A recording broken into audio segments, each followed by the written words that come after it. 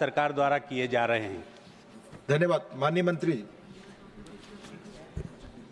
उपसभापति महोदय, उत्तर में बहुत स्पष्ट रूप से ये बताया गया है कि देश में जो राष्ट्रीय गोकुल मिशन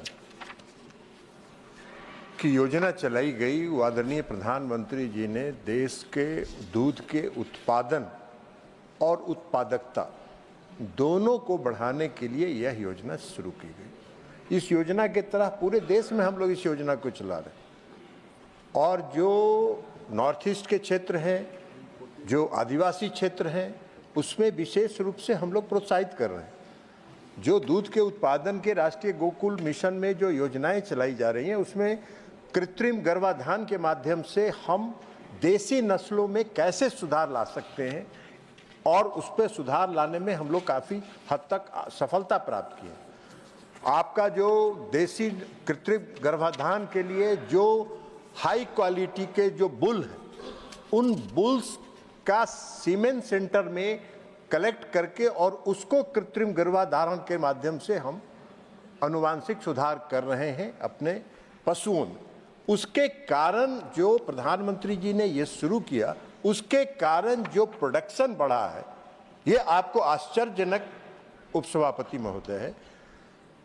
2014 तक हमारे देश का पूरा दूध का उत्पादन 146.31 मिलियन टन था।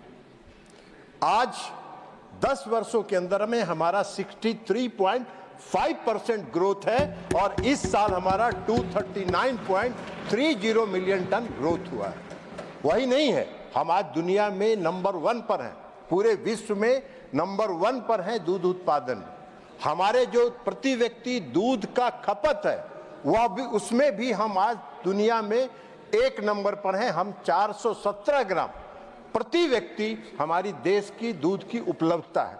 तो ये उपलब्धि है। तो ये राष्ट्रीय गोकुल मिशन का जो योजना है उसको हम लोग पूरे देश के स्तर पर व्यापक तौर पर चला रहे हैं। हमने बीज केंद्रों के बारे में बताया कि कृत्रिम गर्भाधारण के माध्यम से 5 कृत्रिम जो सरकारी बीज केंद्र हैं, वो 5 सरकारी बीज केंद्र हैं और इसके अलावा 3 प्राइवेट सेक्टर में भी सेक्स सॉर्टेड सीमेंट के केंद्र हैं, जहां से सेक्स सॉर्टेड सीमेंट को पूरे देश में हम लोग आपूर्ति कर रहे हैं और उसको दूध के उत्पादन को और उत्पादकता को बढ़ा रहे हैं। हम लोगों का संकल्प है कि 2029 तक हम इतना दूध का उत्पादन कर लेंगे कि हम पूरे दुनिया में आगे बढ़ेंगे। धन्यवाद।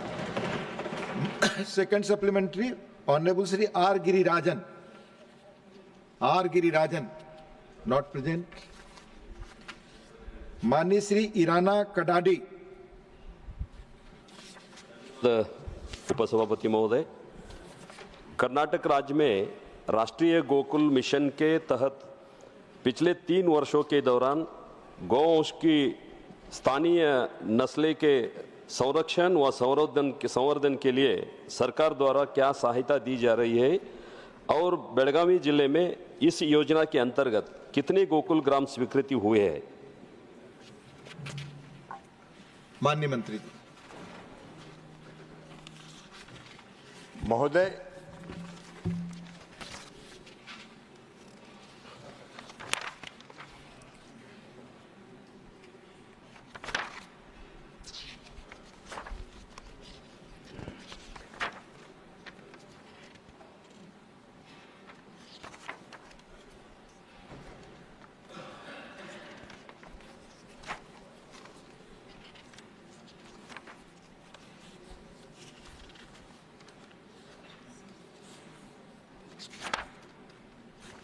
ये मूल प्रश्न जो था वो नॉर्थ ईस्ट का सिक्किम से रिलेटेड था, इसलिए कर्नाटक